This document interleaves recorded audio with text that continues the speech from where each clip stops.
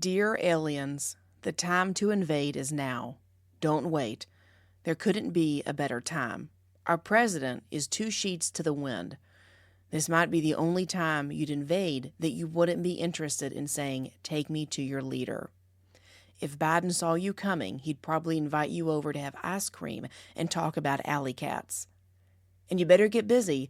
If Biden isn't reelected, which it looks like he won't be, then you got less than 7 months to make it happen. You'll face some stiff competition from all of our global enemies and frenemies, including Russia, China, and North Korea. All of them would like a piece of the U.S. Congress has been slowly informing Americans of all your UFOs lately. We know you're out there. Given what we just saw at the debate, Americans would likely welcome any intelligent life. Emphasis on intelligent. Seriously, we need some level of intelligence. And I bet if you got on TikTok or Instagram and started showing off your alien clothing, you could probably have all of Gen Z on your side in a matter of weeks. Inviting aliens to take over may seem like satire, but consider this. Biden is brain dead, so who is really running this country? If he isn't in charge, then we need to wrap our brains around how vulnerable that makes us to our enemies. At best, the country is on autopilot for the next 7 months, and nothing happens. At a time when the country is falling apart and the cost of living is out of control, that's already bad enough. Worst case scenario, these next 7 months are a challenge to our enemies, aliens and humans, to get busy. Biden just placed a target on all of our backs. We're weak. We're vulnerable. Our president is a facade, a fake, a phony, a poser, a glorified pageant queen. A tall, skinny, gray alien with big bug eyes would look way healthier than what Biden showed us at the debate. We can all sit around and discuss how bad Biden was and how we should step aside, but I think we're missing the real question. Who's the boss? This man can't even stay on point with muted mics and no audience. I mean, a president really should be able to function with some distractions. So what was Biden even distracted by at the debate? His own brain or lack thereof? It appears as if Dana Bash, one of the moderators, was even pointing towards Jake Tapper when he was asking a question. Your president couldn't apparently figure out who was even asking him a question. The leader of the free world. Biden couldn't pass a job interview for a gas station attendant. Every job description ever written requires more brain cells than Joe Biden was showing at that debate. Before the debate, people have been saying that, yeah, Joe looks old, he doesn't present well, but he is sharp behind closed doors. Really? When?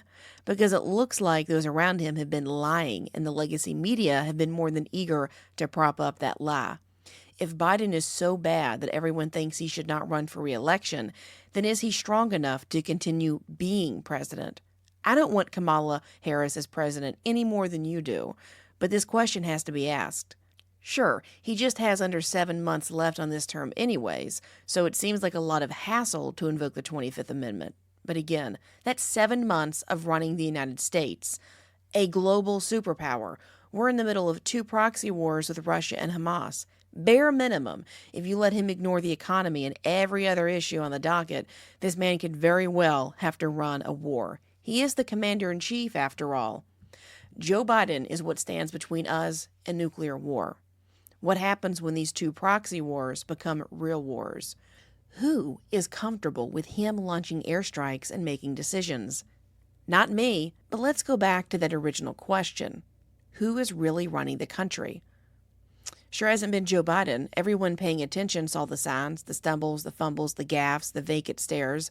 Only those watching legacy media were shocked at how bad Biden was doing. So who is it then that's really making the decision? Joe Biden couldn't find his ass with 2 hands and a flashlight.